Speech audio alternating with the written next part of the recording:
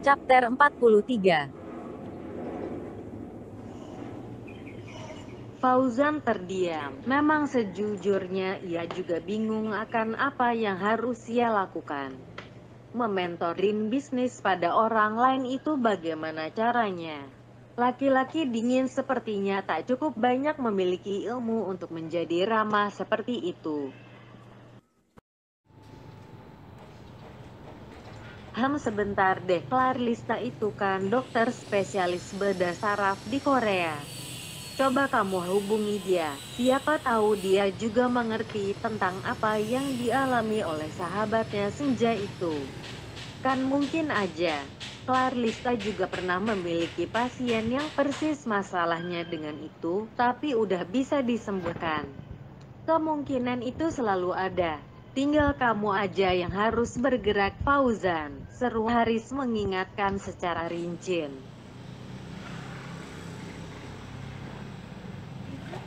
Oh iya juga ya, Papa ada benarnya juga. Mumpung Clarlista lagi ada di Surabaya, nanti aku hubungi dia deh, jawab Fauzan menimpalkan. Clarlista ada di Surabaya, ngapain dia di sana? Kamu ajak dia ikut ke sana juga, tanya Haris terkejut. Gak apa-apa, dia kesini sendiri, aku juga kaget. Katanya dia kesini juga karena mau minta maaf sama Senja. Aku juga gak ngerti sih karena masalah apa. Tapi aku juga gak peduli sih. Kayaknya memang dia hobinya minta maaf deh, ucap Fauzan. Hahaha, ya udah kalau kalian udah gak ada masalah lagi. Nanti kamu hubungi Clarlista secepatnya. Siapa tahu dia bisa bantu sahabatnya Senja itu ya, seru Haris menekankan. Iya Pak, nanti aku hubungi dia. Kalau udah ada jawabannya, kasih tahu Papa. Siapa tahu Papa bisa bantu dalam hal lain, ucap Haris memikirkan pilihan lain. Fauzan merasa seperti Haris sudah merasakan adanya ikatan batin antara dirinya dan sang anak bungsu. Karena ia tak pernah melihat sang ayah sampai sebegitu perhatiannya dengan orang lain. Apalagi sampai ingin menawarkan untuk perawatan ke luar negeri. Papa terima kasih untuk pilihan dan penawaran idenya. Papa tahu, sebenarnya yang sedang ingin Papa tolong ini adalah putri kandung Papa sendiri, batin Fauzan. Clarlista memperhatikan lalu lalang kendaraan dari dalam mobil. Ya, saat ini ia sudah berada di dalam mobil Aksa. Wanita itu akhirnya menyerah untuk menerima tawaran dari Aksa untuk kembali ke hotel bersama-sama. Kenapa tidak? Tinggal di sebuah hotel yang sama. Jadi tidak ada yang salah bukan? Hei, kenapa bengong gitu? Tanya Aksa membuyarkan lamunan Clarlista. Kenapa? Ada apa? Sahut Clarlista terkejut. Kenapa kamu ngeliatin jalanan sampai sebegitunya? Tanya Aksa mengerutkan dahinya. Gak kok, cuma rindu aja sama suasana tanah air. Dulu aku pernah liburan juga ke sini sama kekasihku. Tapi sekarang, semuanya udah gak mungkin terjadi lagi, ucap Clarlista berkaca-kaca. Kenapa? Dia pergi karena orang ketiga. Kekasihmu direbut pelakor, tanya Aksa kira duga. Clarlista menggelengkan kepalanya perlahan. Sanubarinya seakan bergejolak untuk menahan perih yang tak pernah terobati itu. Kekasihku sudah pergi, tapi bukan direbut orang ketiga. Dia telah pergi ke surga, menemui sang pencipta dan mungkin sudah menungguku di sana, ucap Clarlista menahan tangisnya. Kekasihmu, ucap Aksa menjeda perkataannya. Iya, dia sudah meninggal. Dia pergi selamanya, tanpa pamit dan meninggalkan aku sedang sayang-sayang nih, ucap sama Clarlista menitikkan air matanya.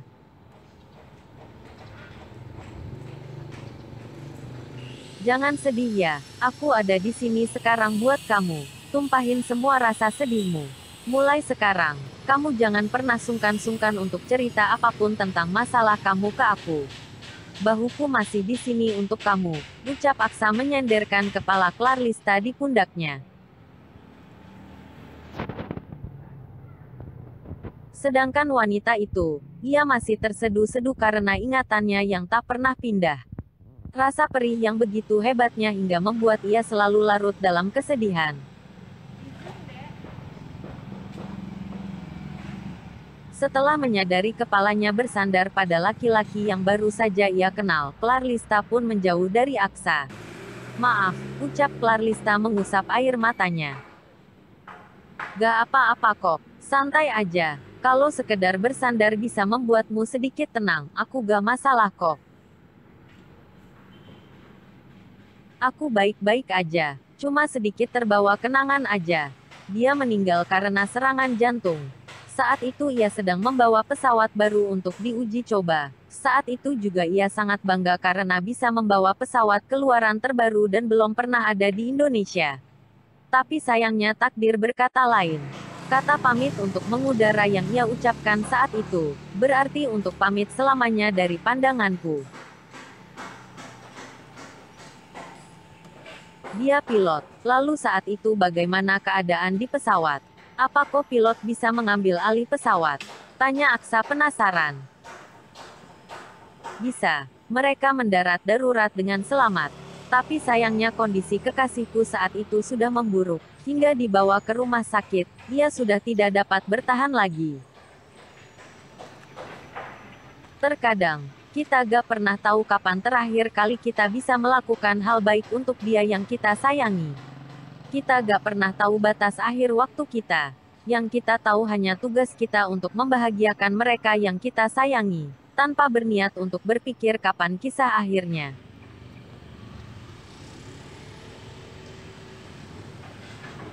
Kali ini Aksa yang mulai terdiam dan berkelahi dengan pikirannya. Ia tak menyangka kenangan yang diingat Clarlista dapat membuatnya kembali juga pada masa lalunya. Tapi aku juga udah gak apa-apa kok. Ikhlas kuncinya. Kalau aku gak memiliki Allah, mungkin aku udah jatuh. Aku udah bener-bener gak seimbang, ucap Clarlista tersenyum simpul. Kalau aku udah jatuh, tersungkur dan sulit untuk bangkit.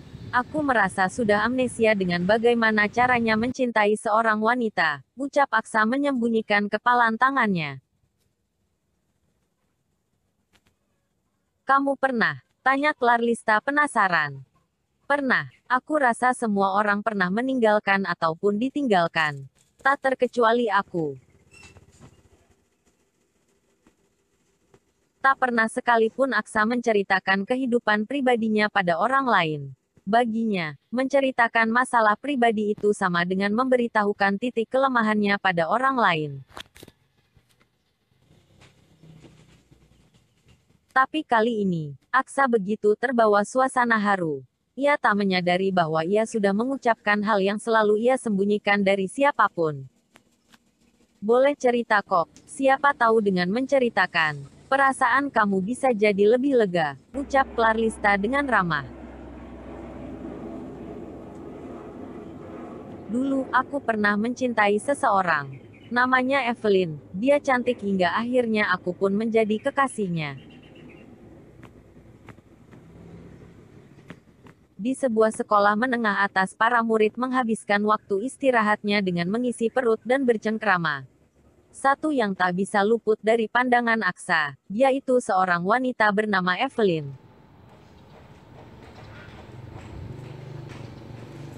Karena pandangan Aksa yang selalu menuju kepada wanita itu, akhirnya teman-teman Aksa memberikan salam atas nama Aksa untuk Evelyn.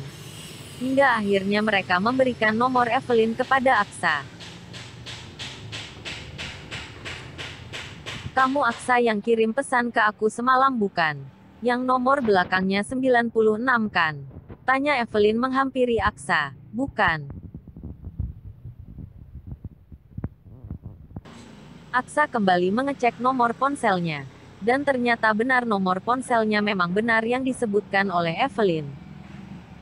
Iya benar, nanti aku chat kamu lagi ya.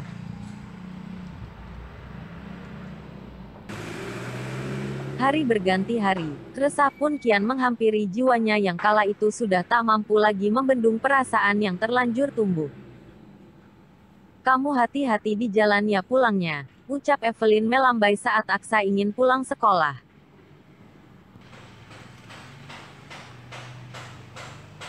Kamu juga, jangan lupa makan nanti ya kalau udah sampai rumah. Kabarin aku langsung, ucap Aksa menimpali. Terus-menerus seperti itu. Bahkan Aksa tak menyadari bahwa sahabatnya yang selama ini selalu ia jadikan untuk teman curhat ternyata malah memfitnah dirinya di hadapan Evelyn. Aksa, aku mau nanya tugas dari Bu Amel itu maksudnya gimana ya? Bikin makalahnya harus pakai kata pembuka penutup gitu gak? Tanya Evelyn ramah. Iya pakai, nanti aku bantuin tugasmu ya. Makasih ya, kamu baik banget dan selalu mau bantu aku. Aku sayang banget sama kamu, ucap Evelyn tersenyum ramah. Aku juga, kalau nanti ada hal yang bikin kamu gak percaya aku, kasih tahu aku ya. Jangan menghindar biar aku tahu salahku. Sayangnya setelah beberapa bulan menjalin hubungan mereka pun tak seperti sebelumnya. Evelyn menjauh bahkan selalu menghindar dari Aksa. Kalau ada masalah itu dibicarain baik-baik, bukan seperti ini. Benar ya kata sahabatmu kalau kamu tuh pacarnya banyak. Itu buktinya kamu kirim pesan terus ke wanita. Itu selingkuhan kamu kan? Kamu pikir aku wanita apa sampai tega kamu mempermainkan aku? Kamu bilang cinta ke aku. Tapi saat aku memberikan hati aku tulus ke kamu, kamu malah memberikan cinta juga pada wanita lain. Jahat kamu Aksa.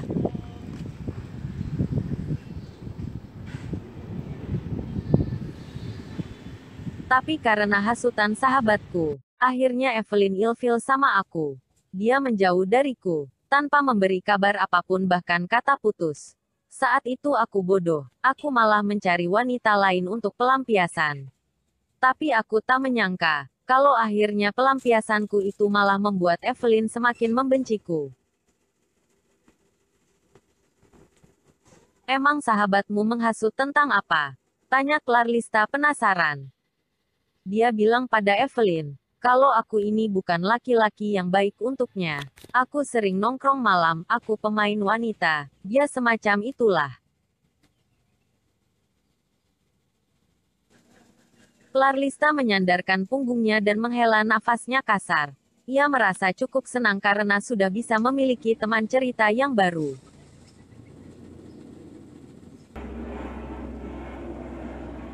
Lalu kenapa kamu gak coba minta maaf aja sama dia sekarang? Aku yakin masa lalu yang masih bisa diperbaiki dan termaafkan. Kamu juga pasti bisa tenang dalam hidup kamu.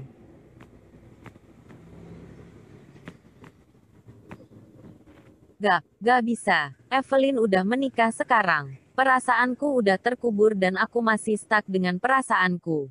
Aku emang bodoh. Jangan menyalahkan diri sendiri. Kadang perasaan gak bisa dikendalikan saat hadir untuk siapa. Yang jelas, berdamai dengan masa lalu itu jauh lebih baiklah, ucap Clarlista menjadi lebih bijaksana. Ya, termasuk untuk mengendalikan perasaanku padamu. Tanya Aksa melembut. Clarlista mengeritkan dahinya heran. Apa maksud dari ucapan laki-laki di sampingnya itu? Apa perasaan memang akan datang secepat itu? Belum sempat menjawab, ponsel Clarlista berdering tanda ada panggilan masuk. Ada telepon. Sebentar ya, ucap Clarlista memotong pembicaraan.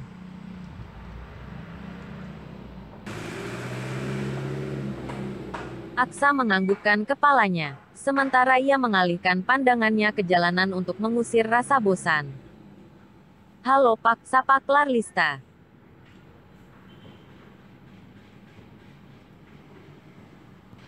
Halo Clark, kamu masih ada di Surabaya gak? Boleh saya tanya sesuatu ke kamu gak? Tanya Fauzan berhati-hati. Boleh Pak. Ada apa ya Pak? Kebetulan saya masih ada di Surabaya sekarang. Besok kamu ada waktu luang gak? Bisa ke rumah sakit Harapan yang kemarin kamu kesini gak? Ada hal yang mau saya bicarakan ke kamu. Penting, tanya Fauzan. Baik Pak, besok pagi saya ke sana ya. Aksa tak menghiraukan tentang apa dan dengan siapa Clarlista berbicara. Dia masih saja sibuk dengan dendam. Ketika ada pernyataan orang jahat lahir dari orang baik yang tersakiti, mungkin saat ini ia percaya dengan pernyataan itu.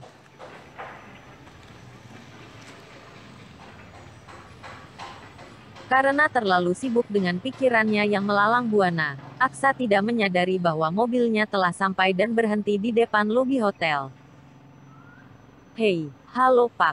Aksa, ucap Clarlista mencoba memecahkan lamunan Aksa.